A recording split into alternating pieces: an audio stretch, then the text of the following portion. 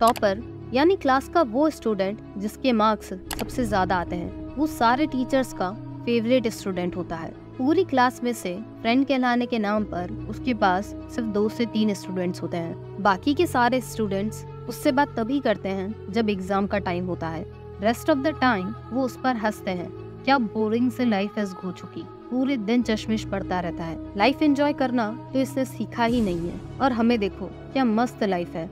हम पूरे दिन स्कूल में घूमते रहते हैं, लेक्चर बंक करते हैं, मन होता है तो पढ़ाई करते हैं, नहीं तो फोन चलाते हैं, मस्त जिंदगी जीते हैं। ये वही स्टूडेंट्स होते हैं जो रिजल्ट के दिन जब खुद 40% स्कोर करते हैं और टॉपर 98% स्कोर करते हैं तो ऐसे शॉक में चले जाते हैं जैसे उन्हें पता ही नहीं था कि ये घोंचू टॉप करने वाला है। वो सोचते हैं इसने पेपर में ऐसा क्या लिखा जिसकी वजह से इसे 98% मिले और मुझे सिर्फ 40%। अभी तक मैंने आपको जितनी भी स्टोरी सुनाई है वो एक बैक बेंचर या एक एवरेज स्टूडेंट के पॉइंट ऑफ व्यू से सुनाई है। अब यही सेम स्टोरी, सेम सिचुएशन हम एक टॉपर के पॉइंट ऑफ व्यू से समझते हैं, उसका पॉइंट ऑफ व्यू देखते हैं। फर्स्ट बेंच पर बैठा टॉपर स्टूडेंट यही सोचता है कि क्या ये हमेशा लेक्चर्स को बंक करते हैं, इन्हें ये सिंपल सी बात समझ में क्यों नहीं आती है। जितना ज्यादा फोकस होकर ये क्लास में लेक्चर अटेंड करेंगे, पढ़ाई उनके लिए उतनी ही ज्यादा आसान हो जाएगी। इन्हें हर बार की तरह लास्ट मोमेंट पर पैनिक होकर सब कुछ पढ़ना नहीं पड़ेगा। अगर ये अपनी ये सिंपल सी हैबिट चेंज कर लें तो इनके मार्क्स में बहुत ज्यादा इम्प्रूवमेंट आ जाएगा।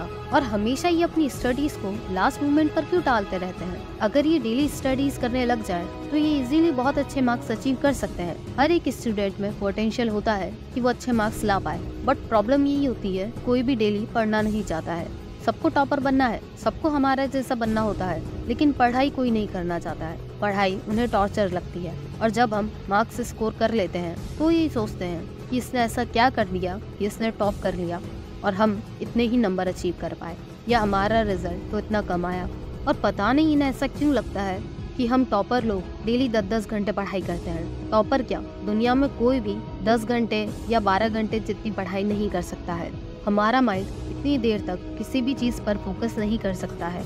हम डेली सिर्फ 5 से 6 घंटे ही पढ़ाई करते हैं, लेकिन हम वो पढ़ाई बहुत अच्छे तरीके से करते हैं। उस टाइम पर हम कोई दिखावा नहीं कर रहे होते हैं। हम अपना फोकस सिर्फ अपनी पढ़ाई पर करते हैं और रेस्ट जितने भी काम है हम वो सब पढ़ने के बाद करते हैं। हम अपनी हॉबीज भी फॉलो करते हैं, अपने दोस्तों के साथ भी टाइम स्पेंड करते हैं, लेकिन हम ये बात भी बहुत अच्छे तरीके से समझते हैं कि हमारे लिए पढ़ाई बहुत ज्यादा इम्पोर्टेंट है। अगर अभी इस टाइम पर हमने पढ़ाई को नेग्लेक्ट कर दिया तो आगे जाकर हमें बहुत सारी प्रॉब्लम्स का सामना करना पड़ सकता है। और इसीलिए हम अपने टाइम को बहुत अच्छे से मैनेज करना भी जानते हैं। हमें पता है किस चीज को कितना टाइम देने की जरूरत है, और ऐसा करने से एटलीस्ट हमें एग्जाम टाइम पर पैनिक नहीं होना पड़ता है।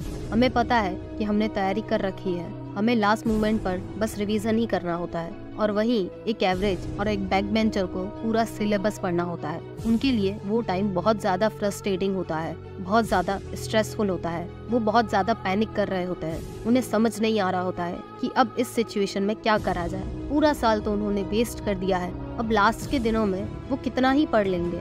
ऐसी ही सिचुएशन से बचने के लिए एक टॉपर डेली पढ़ाई करता है। जिस दिन नया सेशन स्टार्ट होता है वो उसी दिन से पढ़ाई करने लग जाता है।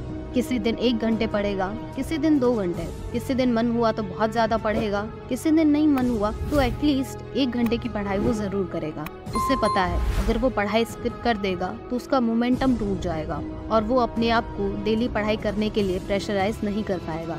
अगर वो एक दिन पढ़ाई मिस कर देगा तो इस बात के चांसेस बहुत ज्यादा इंक्रीज हो जाएंगे कि नेक्स्ट टाइम जब भी वो पढ़ाई करने बैठेगा तो उसका माइंड उसको ये इंस्ट्रक्शन देगा कि हम आज भी पढ़ाई को मिस करते हैं, कल पढ़ाई करेंगे। और एक टॉपर अपनी लाइफ में ऐसी सिचुएशन नहीं चाहता है। वो अपने पढ़ाई के रूटीन को डिस्टर्ब नहीं करना चाहता है। उसका पूरा फोकस उसके गोल पर होता है। इस वीडियो का कंक्लूजन मैं आपको नहीं बताऊंगी, बल्कि आप मुझे बताएंगे कि आपने इस वीडियो से क्या चीज़ सीखी है। आपने जो कुछ भी सीखा हो मुझे कमेंट सेक्शन में लिखकर जरूर बताइएगा। मिलते हैं नेक्स्ट वीडियो में। Till then keep learning and keep smiling.